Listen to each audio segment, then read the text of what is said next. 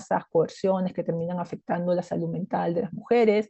También la violencia sexual, que es la petición de, o el exigir determinadas conductas sexuales no deseadas que se les pide a las mujeres, o favores sexuales para poder conseguir determinadas cosas, solicitudes que son totalmente ilícitas, pero se utiliza la sexualidad de las mujeres para ejercer violencia contra ellas.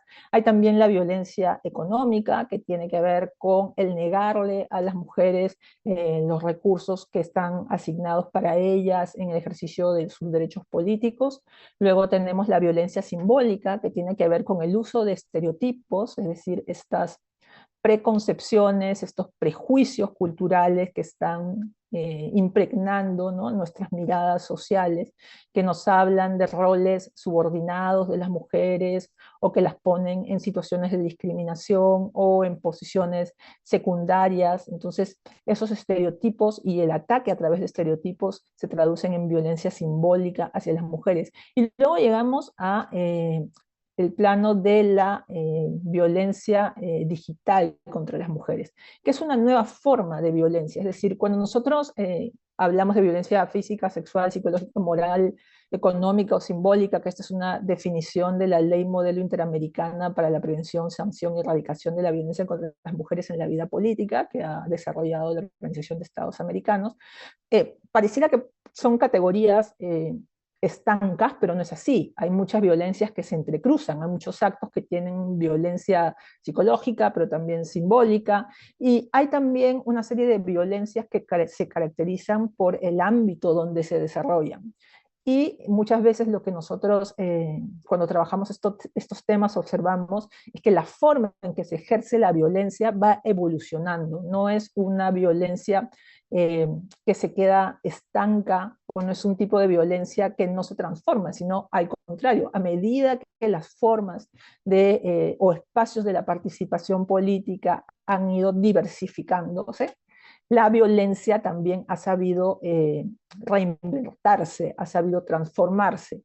Y entonces la violencia digital es esa violencia que se da, y esto es una definición también del mecanismo de seguimiento de la Convención Belém do Pará, es aquella que está cometida, instigada o agravada con la asistencia de las tecnologías de información y comunicación, ¿no?, las que existen y las que existirán, porque por supuesto estamos en un momento también de permanente evolución, ¿no?, de este tipo de tecnologías, de aplicaciones que se van creando, de inteligencia artificial que ha venido ha irrumpido en nuestras vidas de una manera cada vez más rápida. Entonces, esa sería la violencia digital, la que ocurre en este ámbito, aunque también es cierto que estamos en un momento en el cual las definiciones están siendo también afinadas o perfiladas, porque, como les estaba mencionando, hay una serie de conductas que se van dando de manera diferenciada en el ámbito digital. Un tema que yo quisiera también poner sobre la mesa es que, y es con lo que yo iniciaba la presentación, ¿no?, es este fenómeno, ¿no?, de mayor participación, nuevas formas de violencia de género que se adaptan y se reinventan en el mundo digital, pero no deberíamos pensar que la violencia digital está desvinculada de la violencia en el espacio físico, en el espacio real, o que solamente estamos hablando de la virtualidad. Hay que tener en cuenta, y por eso les presento esta pirámide, que nosotros vivimos todavía, a pesar de los muchos avances que hemos logrado, porque efectivamente no podemos negar los avances culturales que hemos tenido, los avances en el acceso de las mujeres que se han producido, toda la normativa que se ha dado para poder posibilitar el acceso de las mujeres a los cargos, por ejemplo, electivos, a través de las normas paritarias, pero sin embargo los cambios culturales son más lentos. Y nosotros tenemos en esta base de la pirámide todo un contexto estructural de desigualdades.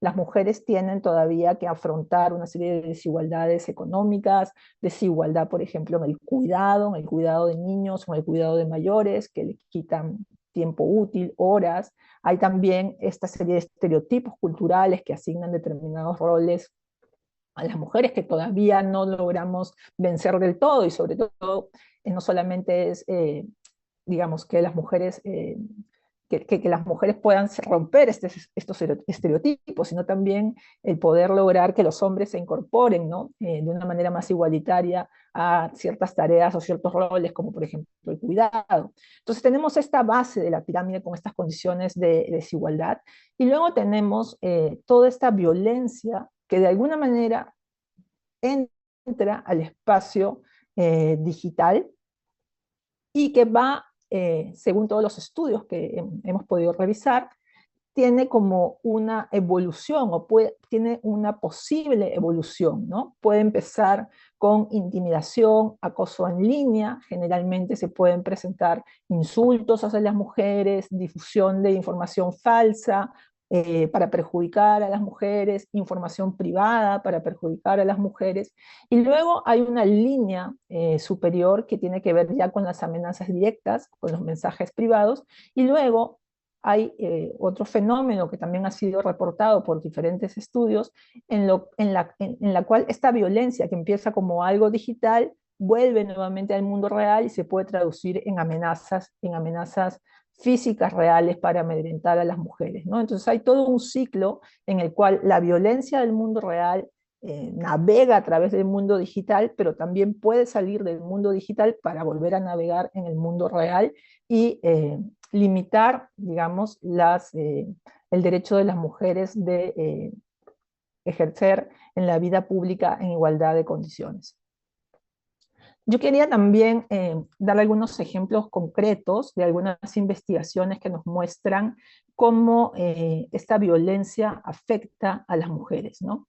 Hay un estudio muy interesante que ha publicado la Secretaría General Iberoamericana con el Programa de las Naciones Unidas en 2025, que se llama Prevenir la violencia digital contra las mujeres, porque esto también es algo muy importante, es decir, todas las normas que se han podido desarrollar para poder favorecer la participación política de las mujeres han tenido en común que han empezado con la generación de evidencia para poder mostrar el fenómeno, para poder entender el fenómeno, y por eso estas investigaciones son tan relevantes. Esta investigación que se ha hecho en 2025 analizó 351 perfiles en X, en la red anteriormente llamada Twitter, de mujeres con roles en la vida pública, de 8 países, se incluye a países iberoamericanos, está España y también está Andorra y Portugal, además de algunos países latinoamericanos como México, Bolivia, Uruguay y República Dominicana. Entonces, lo que descubrieron al analizar las interacciones en Twitter es que de 581.440 interacciones, 162.159 tenían un carácter violento. En promedio, 1 de cada 5 interacciones dirigidas a mujeres tenían carácter violento. Es decir, las mujeres en redes sociales como X están expuestas a mensajes violentos que tienen diferentes características. ¿Cuáles son esos ejemplos de conductas de carácter violento? Bueno, generalmente se subestima las capacidades de las mujeres, se cuestiona su salud mental, se cuestiona sus méritos, se cuestiona su inteligencia. Luego también se las cuestiona por sus ideas, por su afiliación o por su participación, su compromiso cívico. Aquí claramente el estudio habla de, por ejemplo, mujeres que se proclaman feministas están siendo atacadas en esta red social. Luego también hay comentarios sexualizados, alusivos a su cuerpo, incluido el acoso sexual y la sexualidad. Hay ataques basados en aspectos identitarios, ¿no? Es decir, si pertenecen a determinada comunidad, si pertenecen a determinada etnia. Hay una serie de ataques violentos que, digamos, menoscaban sus identidades, y hay también amenazas. Otro estudio, que es el estudio que les estoy mostrando en la parte derecha, que tiene que ver no solamente con mujeres políticas, sino también con mujeres con voz pública, ¿no? En este concepto amplio de la participación política que señalé al inicio, analizan cuáles son los efectos de la violencia en línea. Encontraron, porque es un estudio cualitativo, encontraron que de los casos que habían analizado, el efecto fue que el 80% ante las amenazas, ante la violencia, ante los ataques, limitó su participación en redes. 80% temió por su integridad física y 40% se autocensuró para evitar escribir o hablar sobre temas relevantes.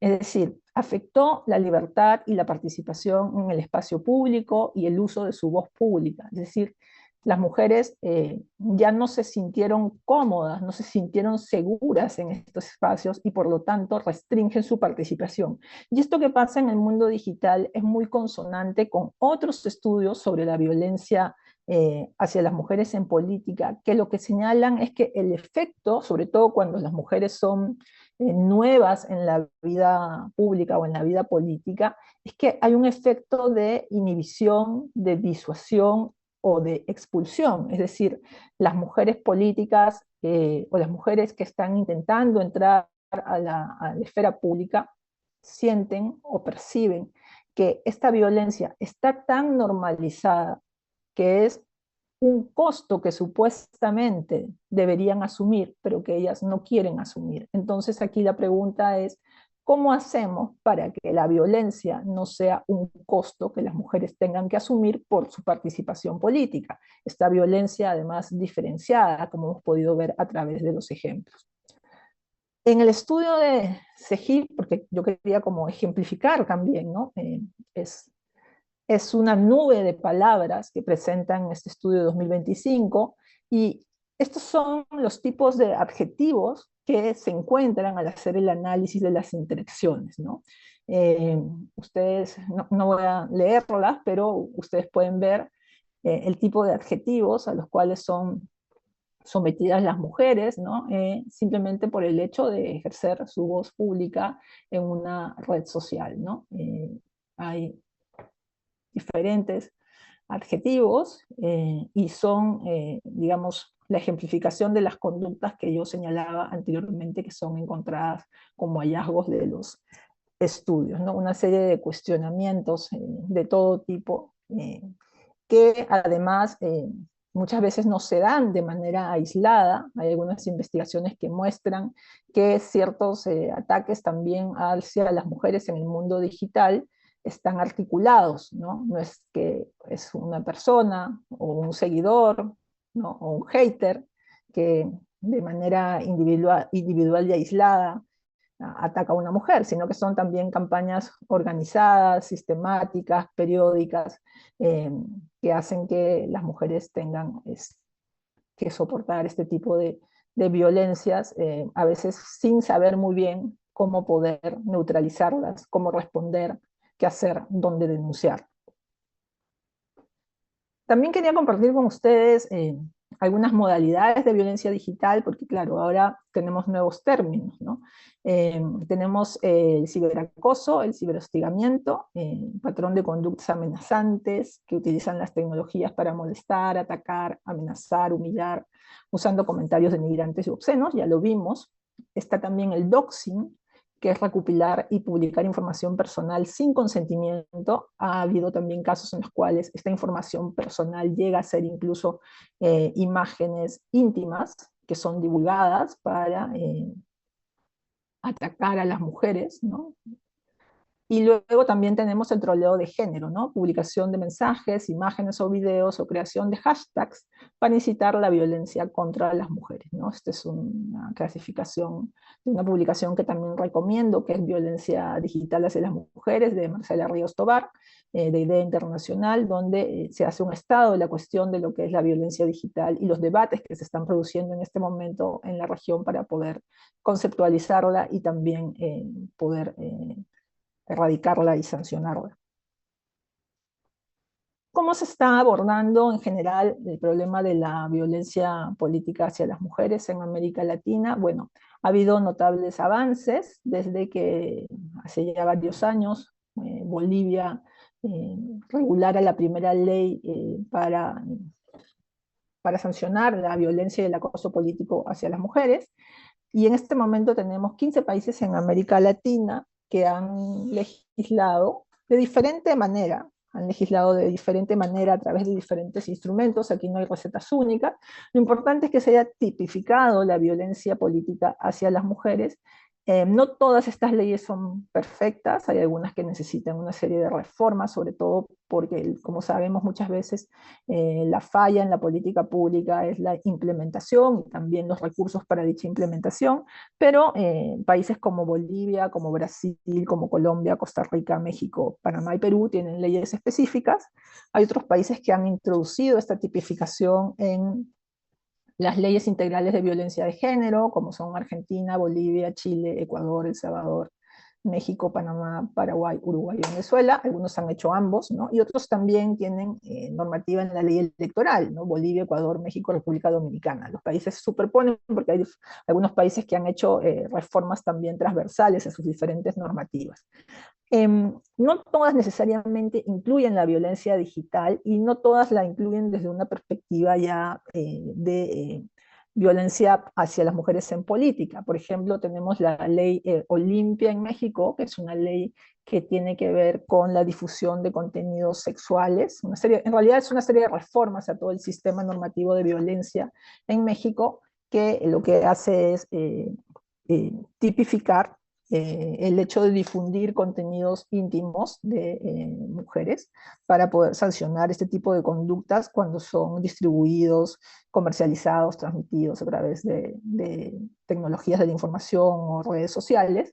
Esa es la ley Olimpia, pero también tenemos algunas normativas más específicas, como el caso de Ecuador o el caso de Colombia, donde también se ha tipificado y, por ejemplo, lo que se tipifica es eh, cualquier forma de afectación, ¿no? Con el uso de redes sociales, no solamente la difusión de contenidos íntimos, porque como hemos visto, la difusión de contenidos íntimos puede ser una forma, una modalidad de violencia digital, pero no es la única modalidad, ¿no? Y en ese sentido, digamos, también hay una necesidad de poder encontrar una definición común a lo que es la violencia digital a nivel normativo. Probablemente con Catherine lo puedan ver, pero es uno de los temas también, como en su momento ha pasado con otros conceptos.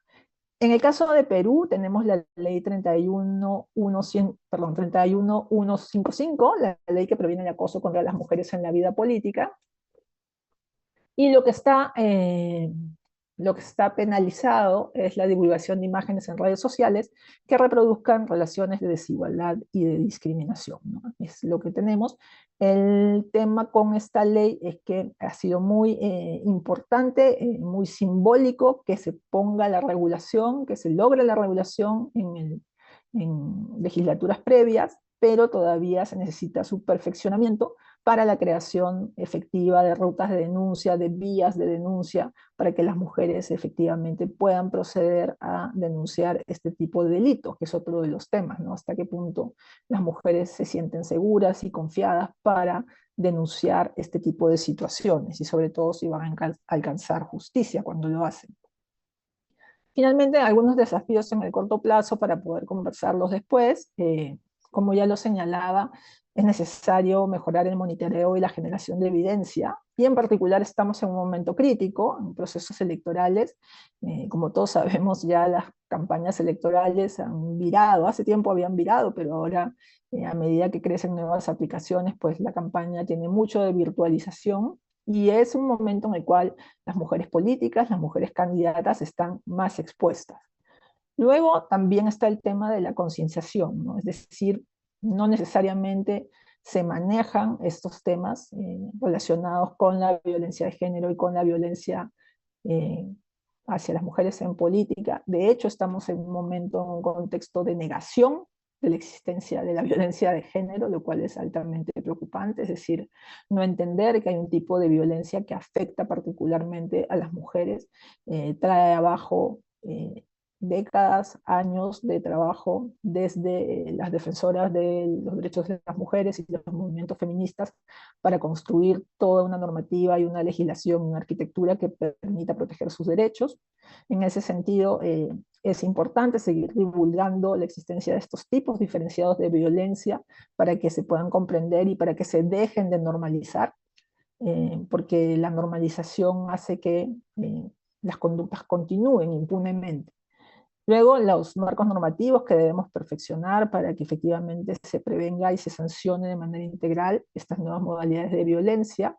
Lo que ya señalaba, el hecho de que los marcos normativos tienen que ser efectivos para las mujeres, es decir, es muy importante tener la regulación, pero si la regulación no tiene una ruta, una vía para que las mujeres puedan denunciar finalmente los delitos, y más sobre todo en redes sociales, donde muchas veces hay bots, hay perfiles ocultos, hay perfiles eh, invisibles porque no se identifican, ¿no? Y donde, digamos, sale muy barato hacer este tipo de campañas en la medida que no van a ser sancionados. Eh, hay que, digamos, pensar en cuáles son esos mecanismos de denuncia y de sanción y de protección. Finalmente, también, para poner una reflexión, es decir, mucho se ha hablado sobre los criterios de moderación que tienen las propias plataformas y sus propias políticas, ¿no? Y hasta qué punto, amparadas en el derecho a la libertad de expresión, se puede permitir que se ejerza violencia en esos ámbitos contra las mujeres, afectando sus derechos a la participación política, derechos humanos a la participación política y el derecho a una vida libre de violencia, ¿no? Y en algunos momentos las plataformas han colaborado en algunos países a través de protocolos o a través de algún tipo de políticas para que las mujeres denuncien este tipo de conductas y se pueda borrar el contenido o se pueda de alguna manera evidenciar que son contenidos violentos, pero no sé o no estoy segura si es ese el momento en el que estamos ahora. Bueno, yo lo quiero dejar aquí para que podamos escuchar a Catherine y muchísimas gracias por el espacio. Muchas gracias, doctora Beatriz, por su gran valiosa presentación. Y bueno, sin duda ha compartido una problemática muy relevante, ¿no? Acerca de la violencia digital, que sobre todo sufren las mujeres, ¿no? Que se desenvuelven en el ámbito público y como no solo este se queda en el espacio en línea, ¿no? Sino muchas veces también se traslada al mundo físico e inhibe sus libertades y participación. Y bueno, como comentó, para seguir profundizando en este tema, nos acompaña la magíster Catherine Sarmiento, a quien ahora le vamos a dar el pase. Gracias, Catherine. Hola, buenos días. Disculpen, tengo a mi asistente por aquí que también quiere participar de la sesión.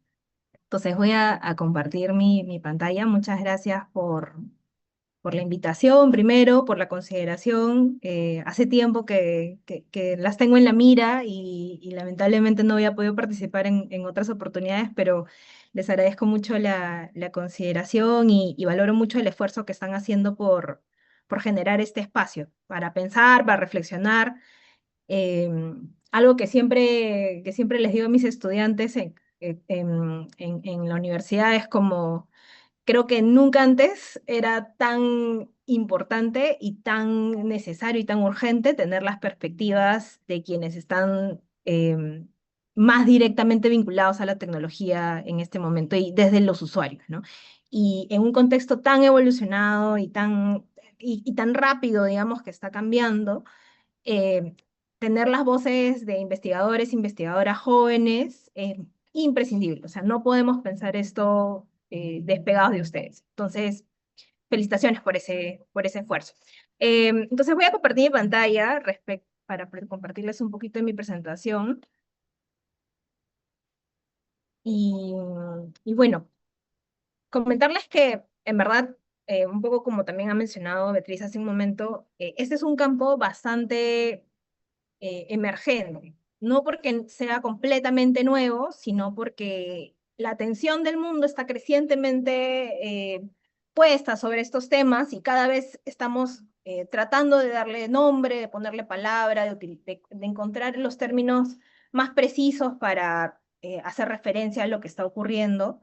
Y en ese sentido, quienes estamos investigando estos temas sentimos siempre que la realidad nos gana permanentemente, ¿no? Y esto es algo que siempre hemos sentido en la academia, creo, pero en un contexto tan cambiante se siente bastante abrumador. Entonces, los que le voy a compartir son algunos ejemplos, algunas reflexiones respecto de lo que se viene trabajando en estos temas y lo que yo particularmente estoy mirando, que tiene que ver con esta exploración entre la relación entre el género, la tecnología y la violencia, desde una mirada más, desde la sociología, tal vez, ¿no? que es lo que yo soy socióloga. Entonces, cuando me pasaron la invitación al espacio, se me ocurrió que era una buena manera aprovechar este espacio para mirar un poquito de lo que está pasando en la campaña electoral del 2026. Y en ese sentido voy a traer algunos ejemplos y que podamos discutir y pensar un poco en la complejidad de lo que estamos viviendo ahorita. Para muchos jóvenes, esta va a ser su primera elección, además, ¿no?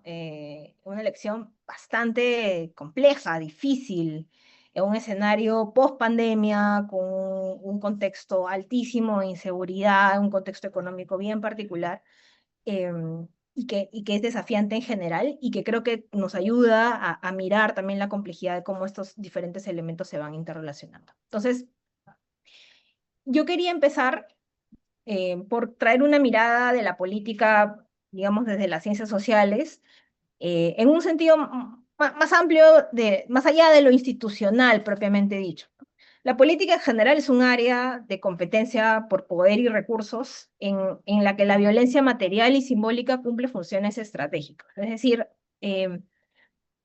yo entiendo mucho, digamos, que hagamos que tengamos una serie de iniciativas y una serie de miradas por tratar de disminuir, reducir la violencia, cuando hablamos, por ejemplo, de acoso político, ¿no? De tratar de reducir la violencia en general, pero parte de poder abordar el problema es también comprender cuál es el rol social que cumple la violencia. Y la violencia históricamente ha estado imbricada en la disputa por el poder y los recursos, ¿no? Ejemplos los tenemos a lo largo de toda la historia. Yo he traído aquí tres pequeños ejemplos, ¿no? El primero seguramente lo conocen, es Escobar, ¿no? Que tiene esta frase icónica, ¿no? Que todos conocemos, que es la de plata o plomo, que más allá de la anécdota, creo que refleja muy bien cómo es que se negociaba, digamos, la corrupción política en un contexto de altísimos niveles de inseguridad marcada por la expansión del narcotráfico, etcétera, y de economías ilegales en relación al poder. Y que básicamente resumen, digamos, lo simple que es este asunto, ¿no? Más allá de lo institucional, de lo electoral, de toda la dinámica que podemos tener en un conjunto de reglas y normas, etcétera. En el fondo también hay una dimensión material, concreta, de grupos tratando de conseguir poder y recursos, y que obviamente tiene implicancias en la vida cotidiana. Y en un plano más simbólico, lo vemos, por ejemplo, en el Perú, ¿no? Este es el segundo caso, en la segunda imagen. Vemos una escena también una de las más icónicas que hemos tenido en los últimos años, que son dos congresistas, pero no cualquier congresista. Tenemos a una congresista como la congresista Alba, o ex congresista Alba, prácticamente jaloneando a otra congresista, que es Isabel Cortés, ¿no? Y el mensaje nos llegó a todos, ¿no? No solamente es un asunto de una disputa política por ideas, hay un asunto de fondo en torno a quiénes son o quiénes se quieren dueños del espacio político y quiénes tienen las voces que se pueden escuchar mejor y quiénes no se tolera ni siquiera que estén. Y si están, una vez ahí, hay como un escenario y un conjunto de mecanismos a través de los cuales se disminuyen sus voces, ¿no? La violencia simbólica es una de ellas. Y en el otro caso, fuera, digamos, del ámbito propiamente del Congreso, incluso trascendiendo, digamos, el espacio físico de la institución política, vemos que se construye una serie de representaciones que asocian a cierta población, con ciertas características que históricamente han tenido un rol subordinado en la sociedad, con como una contradicción con el ser presidente, ¿no? O con el ocupar un cargo público. Entonces, ¿a qué voy con esto? No a naturalizar la violencia, pero sí a tratar de entender cuál es el rol que cumple. Es un rol disciplinador, es un rol que jerarquiza, es un rol que especifica quiénes pueden y quiénes no, de quién es legítimo y quiénes no es legítimo acceder al poder y los recursos, ¿no? Y eso hay que tenerlo bien en claro, porque si no, peleamos es como tratar de abordar un problema tratando de atender solamente el síntoma y no miramos qué es lo que está abajo, ¿no? Entonces, en este proceso de entender, digamos, la política en esa complejidad, la competencia política no solo distribuye poder, o sea, no solo a través de la política decidimos quién tiene poder y recursos, sino que también quién es considerado legítimo para ejercerlo en esa dirección. Entonces, en el espacio de la política, la violencia va a producir y va a reproducir jerarquías sociales, a través de los discursos, a través de las prácticas, a través de de las diferentes interacciones que ocurren en este campo, ¿no? Y para muestra, traje una cita de una candidata a diputada que ahorita está participando dando varias entrevistas, ¿no? En todavía esa etapa relativamente temprana de la campaña, que me pareció bien ilustrativa, ¿no? A ella le consultan sobre la asamblea constituyente, la posibilidad de una asamblea constituyente que además está en el plan de trabajo de su organización. Y ella responde, ¿no? Si vamos a hacer una asamblea constituyente, tenemos que invitar a los sectores más poderosos del país. Nada de que la justicia social, los que están en Puno, en las alturas, no, no, no. Los que se van a tener que sentar a discutir sobre el cambio económico, político, social del país, tienen que ser los que conocen del tema. Entonces, se mezclan una serie de significantes que nos dan, no solo el mensaje literal, digamos, de lo que nos está diciendo, que es que hay que poner, no sé, a los técnicos, entre comillas, sino que de fondo te está diciendo, hay quienes no saben o no conocen del tema, y se asocia a la ignorancia, se asocia a que no pueden estar, por tanto, en esos espacios de decisión, donde solamente deben estar los que saben, sumamente relativo, además de qué saben, en fin. Pero así, a través de ese tipo de casos, vemos cómo de manera muy sutil, en diferentes ámbitos, nos van reforzando el mensaje de que hay quienes sí pueden estar en la política y quienes no, ¿no? Y en esa dirección, obviamente, el género tiene un rol, ¿no?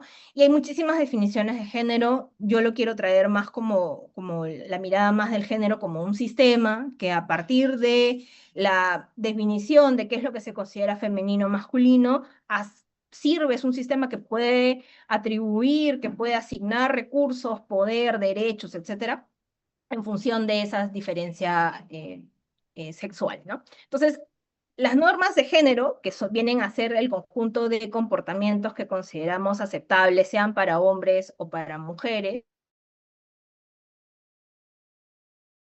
y que definen cómo se deben comportar los hombres, organizar esa violencia, definiendo quién es considerado legítimo para ejercer poder y cómo, ¿no?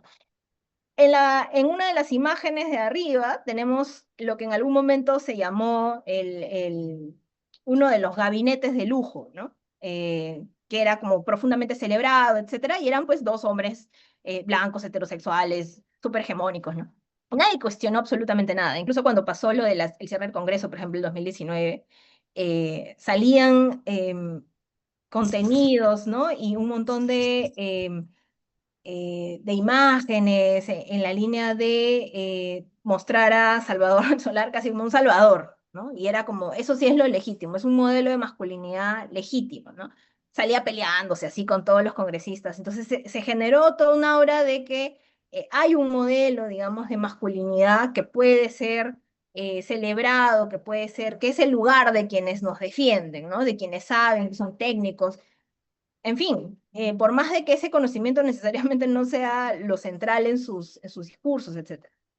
Y por otro lado, más bien cuando pasó que un profesor rural, por mil cosas y mil factores, llega a ser presidente, más bien la representación de ese modelo de masculinidad es eh, negativa, ¿no? No es solamente por ser hombre, sino siendo hombre no tienes estas características que te asocian a la masculinidad más hegemónica, etc. Cuando más bien tenemos ese modelo de masculinidad que sí cumple, se celebra el espectáculo en positivo, ¿no? Es como, esta es una imagen, por ejemplo, de García bailando con Gisela, ¿no? Y era como, se celebraba que un hombre político pueda trascender el espacio de lo político para salir al ámbito del espectáculo, siempre que sea en el marco de estos cánones. Mientras que en el caso de las mujeres, hay una serie de comportamientos que continuamente les recuerdan cuál es su espacio. Un ejemplo es el caso de las candidatas en diferentes campañas electorales, ¿no? Que cuando van a entrevistas, lo primero que se les pregunta es por su aspecto físico, se les pregunta por su familia, se les suele preguntar más por cómo van a hacer para conciliar el trabajo político con el trabajo de su casa, que si van a quedar abandonados o no sus hijos, ¿no? Em, y en algunos casos ese se vuelve el tema de la conversación, ¿no? Se dejan de lado las ideas, se dejan de lado sus propuestas, se deja de lado la ideología que traen, e incluso se deja de lado lo que proponen para las mismas mujeres y más bien pasa al centro aspectos que no se les pregunta a los hombres, ¿no? Eso en el plano de los medios de comunicación, ¿no? Sin embargo, también en la conversación electoral, buena parte de la definición, digamos, del voto pasa por ese nivel de confianza que se le tiene a las mujeres en política, ¿no? Entonces, por ejemplo, hace algunos años hicimos una encuesta de normas sociales de género en Iquitos, como parte de un estudio que estaba haciendo UFPA, y encontramos que alrededor de la mitad de la población, un poquito más, no confiaría en una mujer de su entorno para ser presidenta. Sin embargo, alrededor de un poquito más de mucho más de la mitad sí confiaría en un hombre de su entorno para ser presidente. O sea, incluso quitando el factor como del entorno, que no sea necesariamente político, que no sea necesariamente famoso, se confía más en un hombre que en una mujer para ejercer un cargo político, ¿no? Público.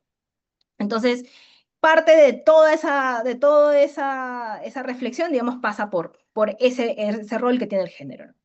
Y esto no solamente tiene que ver con hombres y con mujeres, sino que en general los medios de comunicación y la conversación política pasa por ser un espacio de disciplinamiento en términos de cómo se deben comportar los hombres y las mujeres, eh, y lo que no encaja es inmediatamente sancionado o violentado, ¿no? Como es lo que continuamente le pasa a Gaela en campañas, ¿no? A Gaela Cari, que es candidata desde las elecciones anteriores, donde continuamente se cuestiona el nombre, el uso de su nombre social, que es Gaela, ¿no? Y se le recuerda continuamente su nombre tal cual está en el DNI, que por factores que tienen que ver con la homofobia y la transfobia en nuestro país no puede traducirse todavía en el nombre que ella efectivamente usa.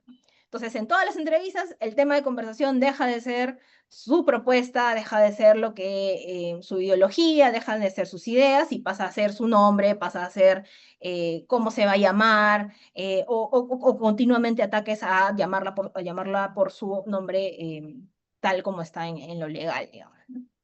Entonces, ¿qué es lo que pasa con el acoso, con la violencia, ¿no? Que el acoso termina siendo este mecanismo disciplinador a quienes desafían ese orden social basado en género, en este caso, ¿no? Y los casos ya lo hemos visto también en la anterior exposición, y en el Perú tenemos muchos otros casos, ¿no? Este es un informe que se hizo el 2021 sobre casos de acoso político y se entrevistó a candidatas tanto al Congreso como a no, en ese momento fue al Congreso, y se recogieron algunos casos de acoso político, ¿no? Y se contaban, por ejemplo, bueno, uno de los casos más emblemáticos de ese informe era el caso de Mirta Vázquez, que contaba que en su experiencia política había habido muchas ocasiones en las que le habían intentado minimizar por su rol, digamos, por sus habilidades técnicas, por su capacidad, y más bien se le daban insinuaciones sexuales a cambio de favores, ¿no? Entonces, ella contaba cómo estos mecanismos son parte, no son casos atípicos, sino que son parte de la vida cotidiana de las mujeres en política. Entonces, las mujeres en política históricamente lidian con este tipo de situaciones, ¿no? Y los impactos, por supuesto, son severos, ¿no? Incluyendo la exclusión del espacio político. Es como que entrar a la política te genera un costo que tú tienes que evaluar a ver si quieres cubrir, e incluso cuando ya lo asumes, digamos, una vez ya estás adentro, mantenerte en el espacio político tiene una serie de costos muy altos para las mujeres, que no son los mismos que son para los hombres, ¿no? La política tiene costos para todos, pero no son los mismos costos. Y en el caso de las mujeres, sobre todo, afecta ámbitos no solamente en términos de capital político, sino que tiene impactos severos en su vida en general. Y bueno, en estos casos, varias de las candidatas comentaban de que lo que se cuestionaba de ellas, digamos, incluso dentro de sus propias organizaciones, eran aspectos relacionados a sus vínculos sexoafectivos, a su intimidad, se cuestionaban el cómo habían obtenido ciertos puestos dentro de su organización o cómo habían obtenido un lugar, por ejemplo, en las listas electorales, y que los mismos digamos, en el día a día se tendía a privilegiar las candidaturas de sus pares hombres, ¿no? Ahora, ¿qué pasa con las tecnologías? O sea, ¿qué pasa cuando la tecnología entra en juego, ¿no? Y aquí hay una cosa bien interesante y bien importante, y es que hoy la tecnología hace parte de nuestra vida cotidiana en general. O sea, no solamente son un espacio afuera, sino que atraviesan nuestra vida íntima, la forma como nos comunicamos entre sí, como en las tecnologías hoy tenemos nuestra educación, nuestro trabajo, nuestra intimidad, nuestra propia identidad. Entonces, hoy hacen parte de cómo vivimos en sociedad. Y esto incluye también, por supuesto, la violencia, ¿no? Que está muy implicada en cómo construimos vínculos sociales. Este es un estudio, por ejemplo, no es un estudio, es más un reporte de un monitoreo que realizó el PNUD a partir de esta herramienta eMonitor que mapea contenido tóxico en Internet. Entonces hicieron un especial para el 8M el año antepasado, y recogieron una serie de alrededor de 481 cuentas de alta relevancia en la conversación política digital para analizar casos de comunicación tóxica, y claro, encontraron que una de cada 4 de esas publicaciones tenían como blanco de ataque a las mujeres. Y el contenido utilizaba palabras como, por ejemplo, hicieron esta nube de palabras para reflejar un poco de qué va ese contenido tóxico, y claro, son ataques al cuerpo, son ataques a la personalidad, son ataques a la intimidad de las personas, ¿no? A su expresión emocional, atravesado por estereotipos de género sobre cómo deben ser o cómo son las mujeres, y como un contenido violento, obviamente, hacia ellas, ¿no? Y esto es bien importante porque el contenido no solamente va dirigido a las mujeres que reciben directamente el ataque, sino a todas las que ven el contenido, que son miles, ¿no? Y generan un entorno de hostilidad en Internet en general. Ahora, ¿qué pasa cuando esto lo vemos en casos más específicos, ¿no? Las tecnologías digitales hoy amplifican el alcance de la violencia, complejizan su forma y extienden su duración, que son como las 3 grandes dimensiones de lo que ocurre cuando las tecnologías y la violencia se intersectan, ¿no? Y este es un caso que creo que es bastante interesante de mirar, qué es lo que ha pasado ahora con las llamadas, mal llamadas candidatas OnlyFans, ¿no? Le han etiquetado así el caso, ¿no? Candidatas OnlyFans, como si toda su vida política tuviera que ver explícitamente con este hecho en particular, de que son candidatas, son mujeres que antes de tener vida política habían tenido participación en esta plataforma que son OnlyFans, y que ahora, ¿no?, osan, entre comillas, participar de la política, ¿no?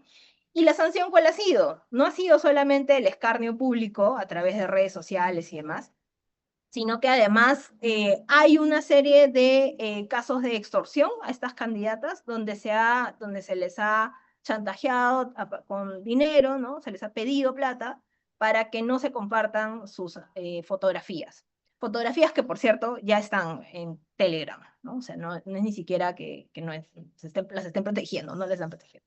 Entonces, hay una serie de condiciones, digamos, que tienen las tecnologías que van a facilitar, complejizar y exacerbar los impactos sobre las víctimas.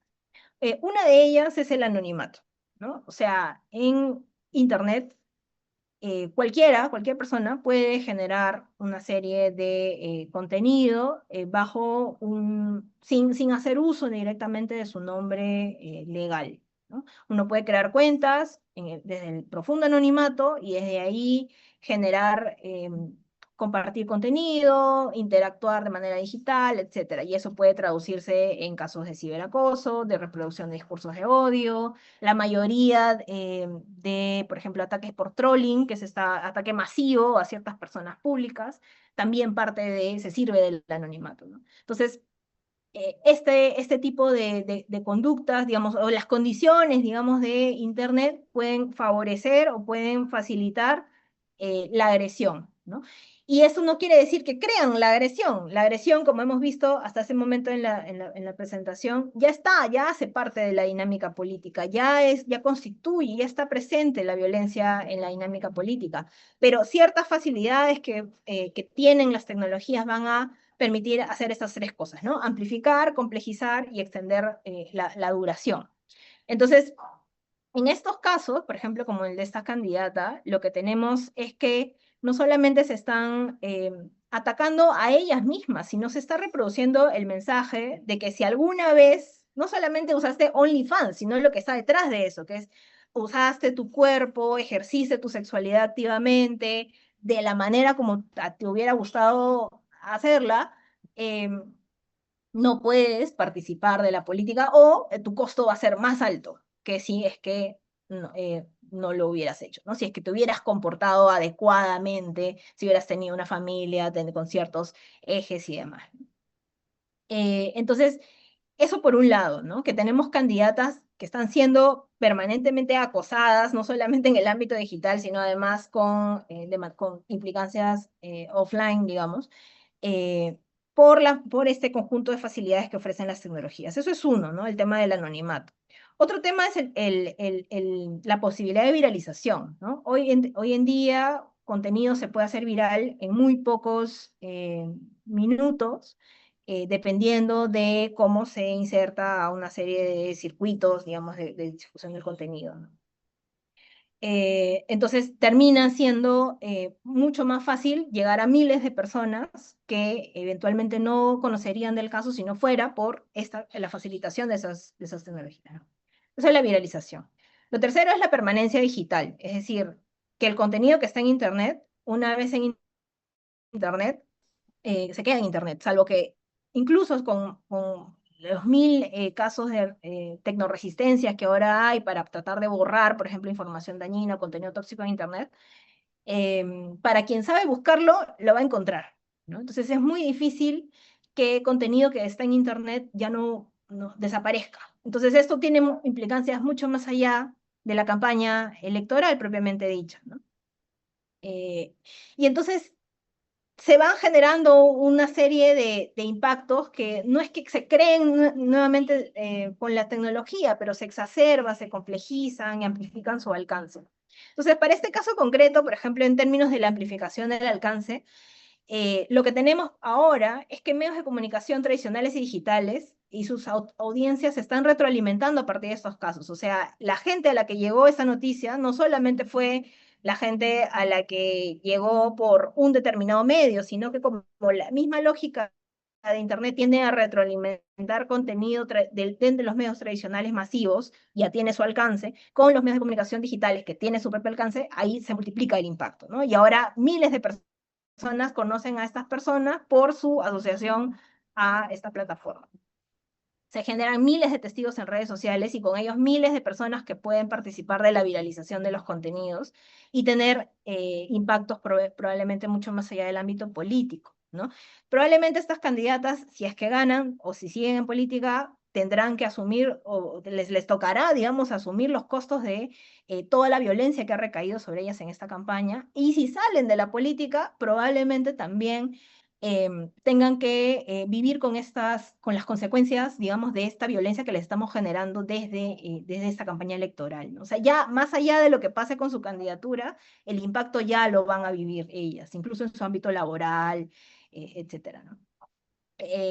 El otro aspecto que también es importante mirar es esto de la complejización de la problemática, ¿no? Que mencionaba en relación a este continuum online-offline. O sea, no solamente lo están viviendo en términos de su vida digital, sino que su vida política offline, cuando van a las calles y hacen campaña y las asocian, viven también, pueden vivir acoso offline, y no solo acoso, sino también estigma, incluso más allá de la campaña política propiamente, ¿no? Y ya sin contar lo de la extorsión, que también obviamente tiene un carácter offline.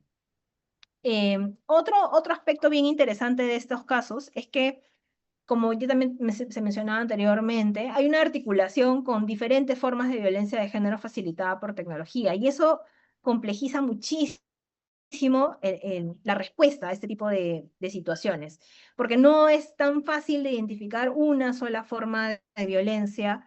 Igual históricamente ha sido complicado, siempre ha sido muy artificial la distinción entre violencia, incluso las tradicionales, ¿no? Entre física, sexual, psicológica, siempre una forma de violencia trae como de las tres un poco. Lo mismo y mucho más complejo ocurre con la violencia digital, ¿no? Que no solamente es la exposición, digamos, en este caso, de la noticia, ¿no? El medio de comunicación digital puede exponer la noticia, pero la respuesta que genera puede ser de acoso, de difusión de discursos de odio, y como ha pasado en el caso de estas candidatas, de la difusión no consentida de contenido íntimo a través de otros canales. En este caso a través de plataformas como Telegram, que además no solamente difunden de estas candidatas, sino que es una red social cuyas propias características también favorece la difusión de ese tipo de contenido. Y en este contexto es mucho más difícil determinar responsabilidades, o sea, ¿quién es el perpetrador? ¿Hay un perpetrador? ¿Hay una persona perpetradora? ¿O hay una serie de arreglos, digamos, donde muchos actores del ámbito digital tienen una responsabilidad, ¿no? Incluido aquellos quienes no perpetran directamente el daño? Y bueno, como mencionaba, el tema de la permanencia, ¿no? Que tiene un impacto en la vida política de las candidatas, en su vida futura, digamos, les deja el mensaje a ellas y a otras mujeres que esto tiene costos, que tiene costos. Entonces, cuando quiera una mujer participar en política, va a tener que mirar toda su vida anterior y mirar de dónde le pueden agarrar, ¿no? Y eso genera una serie de costos, incluso no solamente para las que se atreven, sino para todas las mujeres en general, que vemos nuestra participación política reducida. Y ahí viene un tema, y es que las tecnologías, algo que tienen, es que tienen una característica que es la algoritmización, es decir, que no solamente es el contenido que ocurre una vez y ya, sino que ese contenido está alimentando un algoritmo que aprende a partir de qué contenidos son sancionados en Internet y los exacerba. Entonces, se van exacerbando y normas de género respecto de qué es lo que se sanciona y qué es lo que no, en términos de contenido en Internet y obviamente atravesado por el género. Ya sé que me quedan pocos minutos y solamente quería ir cerrando con esto, ¿no? Para empezar, además de lo que estamos viendo, es importante tener en cuenta que esto va mucho más allá de solamente lo binario, de hombres o de mujeres. Es un asunto, no es un asunto solamente de que las mayores víctimas sean mujeres, que es cierto, sino que el género en su articulación con la tecnología y la violencia termina siendo un mecanismo de disciplinamiento sobre las normas de género. No es casual que hoy tengamos una exacerbación de roles de género en Internet. Fenómenos como los de las tradwives, por ejemplo, este modelo, este estereotipo de género basado en que las mujeres deben ser, una norma de género más que estereotipo, que las mujeres deben ser acorde a los roles tradicionales que se le ha asignado, más ligado a la familia, más ligado a la casa, y los hombres más bien son el hombre proveedor, etc. No es casual que hoy tengamos ese tipo de contextos, que además alimentan discursos de ultraderecha y en fin, ¿no? Que son anti las agendas de género. Entonces, tenemos que mirar con seriedad el asunto de las tecnologías, no solo como un aspecto, un ámbito donde se exacerban las formas de violencia, sino donde además se reproducen las causas que las generan. Y algo que yo estoy trabajando en los últimos años es mirar no solamente los mecanismos de subordinación, sino también mirar las resistencias. Yo personalmente tengo la apuesta como epistemológica de que si no miramos de que si solo miramos el control y la subordinación, nunca podemos imaginar por dónde echa agua el sistema, o sea, por dónde está la resistencia. Y si nunca miramos la resistencia, nunca imaginamos cuáles son resistencias viables. Siempre decimos transformar el sistema, pero ¿por dónde? ¿Por dónde se empieza? Entonces, mi ruta, un poco, mi propuesta es tratar de mirar cómo en la práctica, en el presente, ya quienes viven estas situaciones de violencia están lidiando con ellas. Entonces, para mí, una de las apuestas como teóricas y metodológicas y empíricas que hay que tener desde el ámbito de la investigación es mirar también el afrontamiento, es decir, cómo están haciendo sentido y cómo se responde a las dinámicas de acoso político eh, desde quienes efectivamente lo viven, pero también de sus entornos.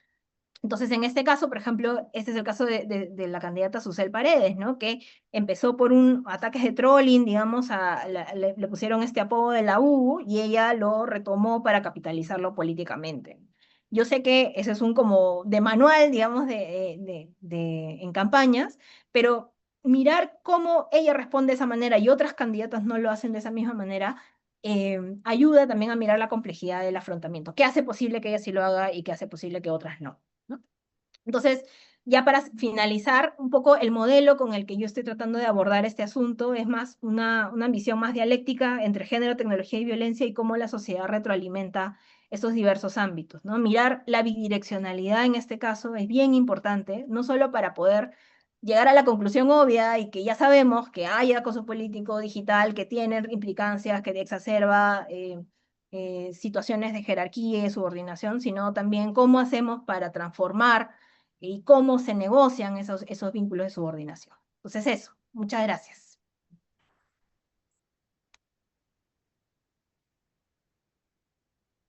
Bueno, muchísimas gracias, Catherine, por compartirnos estas importantes reflexiones. Y bueno, como mencionas, ¿no? Es fundamental analizar el papel de los roles de género y cómo estos juegan, tienen una gran importancia en la violencia política digital, ¿no? Además, también considerar que la violencia digital también es dirigida mayoritariamente hacia sectores históricamente marginados, ¿no? Y vulnerables, en donde las mujeres son quienes principalmente son las afectadas, ¿no? Más que todo por los tipos de estereotipos de género.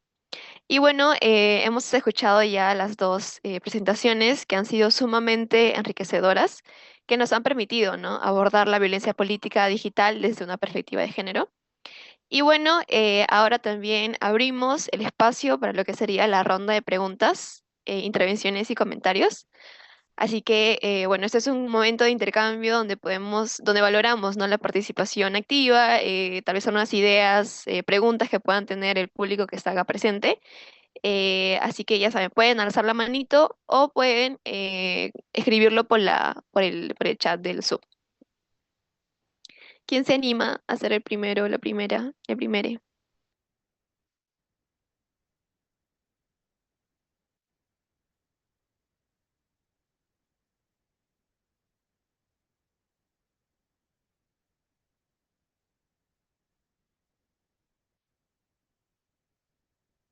Bueno, tal vez están un poquito tímidos, pero igual, si quieren yo puedo empezar. De igual manera, como les comento, pueden ir escribiendo sus dudas, comentarios igual, qué les pareció por el chat, si no desean prender su micro.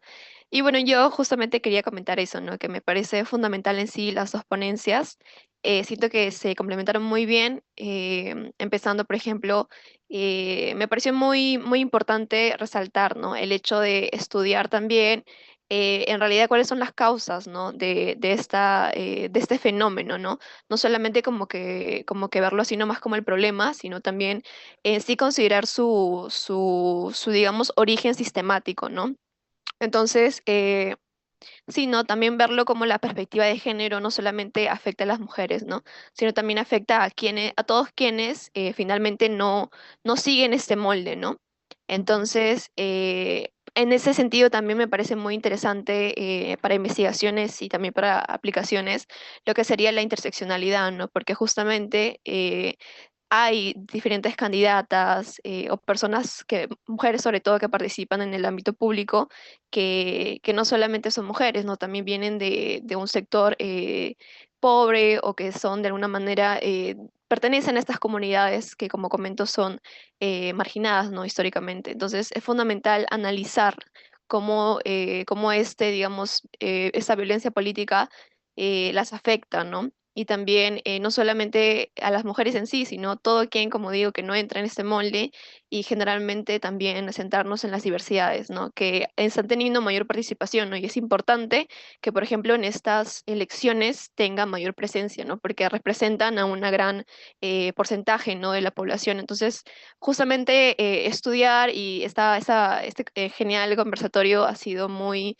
enriquecedor en ese sentido, ¿no? De poder como que considerar esto y también cómo fijarnos en que generalmente los comentarios que se hace a las mujeres que participan en el ámbito público son justamente no juzgando su sexualidad, que no pertenecen a lo que serían sus roles, ¿no? Entonces, como de igual manera se les considera como mujeres transgresoras, ¿no? De que están como que saliéndose de lo tradicional, ¿no? Y lo vemos muchísimo más ahora, de acuerdo a cómo internacionalmente y también en el Perú hay una gran ola, ¿no? Conservadora, tradicional. Entonces, me parece también muy fundamental considerar em, este conversatorio, sus increíbles ponencias, de verdad, y muchísimas gracias por su participación, porque justo las elecciones vienen, entonces es importante cuestionarnos, ¿no? Bueno, ahí hay una participación también, la compañera Ayelén. Sí, ¿qué tal? Muy buenos días. Muchas gracias a ambas por su ponencia. Ha sido muy enriquecedor poder escucharlas. Yo quisiera preguntar sobre qué experiencias internacionales pueden destacar que han sido efectivas para frenar o prevenir la violencia digital basada en género, considerando que la responsabilidad de esta no recae solo en los usuarios, sino también en las propias plataformas digitales, como lo venía comentando. Sí. Sí, bueno, yo conozco de algunas experiencias, pero no son actuales y por eso quisiera ponerlas entre comillas, porque tengo la sensación también que esto que mencionaba Catherine del cambio de ola, ¿no? De este discurso neoconservador, ultraconservador, de alguna manera también ha impregnado a ciertas plataformas, ¿no? No sé si recuerdan una foto muy digamos, muy notoria de los grandes tecnócratas al lado de un presidente. Y en ese sentido, creo que ha habido un momento en el cual sí había más una preocupación por las políticas de moderación de las plataformas, ¿no? Y en ese sentido, ha habido experiencias anteriores en Argentina con Instagram o en México, donde se han logrado algunas alianzas, porque efectivamente es cierto que ellos brindan el espacio, pero ese espacio tampoco puede ser ajeno o neutral de alguna manera a lo que está sucediendo dentro, ¿no? Y esto es como un debate que está ahí permanentemente porque de alguna manera, dependiendo, ¿no? Dependiendo del país o dependiendo del momento, o sea, las plataformas se implican más o se implican menos. Pero sí ha habido algún momento en el cual ha habido políticas de moderación donde se han incluido o se han prohibido determinados discursos de odio o determinado tipo de contenidos. Ha habido también una serie de iniciativas, por ejemplo, en Argentina, en la cual se desarrolló incluso una guía para que las mujeres sepan cómo reaccionar, porque también Catherine creo que tiene mucha razón en el sentido de que cómo afrontamos este tipo de violencia, ¿no? Es una actitud pasiva, lo dejamos pasar, lo denunciamos como mujeres y si lo denunciamos, ¿cuál es el costo? Pero ha habido también educación, digamos, en ese sentido para las mujeres que utilizaban plataformas como Instagram para poder denunciar este tipo de conductas a los moderadores y creo que también en campaña electoral algo que podría ser muy importante es poder trabajar en el hecho de lo que en algunos otros contextos se llama como el derecho al olvido, ¿no? Porque si esto te va a perseguir eternamente y como dice Catherine, va a estar viralizado, va a estar algoritmizado y no se va a poder borrar, ¿no? Cuando efectivamente te están vulnerando, ¿quién te repara, ¿no? ¿Quién te repara ese daño, por ejemplo, en una campaña electoral cuando se producen este tipo de situaciones, ¿no? Entonces, ha habido experiencias, creo que en este momento, no sé si es el mejor momento, las plataformas están en la mayor voluntad, pero ha habido esos casos, ¿no? De trabajar y de traer a las plataformas. Yo creo que es importante traer a las plataformas al debate, aunque luego, bueno, puedas conseguir mejores o mayores o menores políticas al respecto, ¿no? Sí, hay varias ideas, ¿no? Que un poco tomando también lo que mencionaba Adriana y Eileen. Esto de la mirada sistémica, creo que O sea, siempre es importante, pero creo que hoy día o sea, no podemos escapar de ello, porque hoy en día la misoginia es rentable. O sea, las Big Tech son, las plataformas de fondo son Big Tech, ¿no? O sea, son mega compañías donde que a partir de una serie de usos de tecnología y de evolución de tecnología rentabilizan. O sea, de fondo hay capitalismo, ¿no? O sea, pero capitalismo exacerbado en un momento en particular de su desarrollo histórico, ¿no? Y la misoginia es rentable. Ya nos decía Federici, ¿no? O sea, capitalismo y el patriarcado están muy directamente relacionados, pero hoy en día lo vemos como muy claro. O sea, si hoy en día hay un conjunto de esferas como la manósfera, ¿no? En Internet que funcionan, que se reproducen, es porque en parte también es rentable para las propias plataformas no bajarse ese tipo de contenido, ese tipo de espacio, y más bien exacerbarlo o darle este efecto de gueto, ¿no? Que también es algo que tiene Internet, que te genera la sensación de que no todo hace parte de lo mismo, sino que hay pequeños nichos. Entonces tienes tu espacio como 4chan, por ejemplo, donde el discurso misógino es exacerbadísimo. Entonces, partiendo de esa distinción, uno puede decir, ok, entonces como que a cuento de qué estas compañías responderían.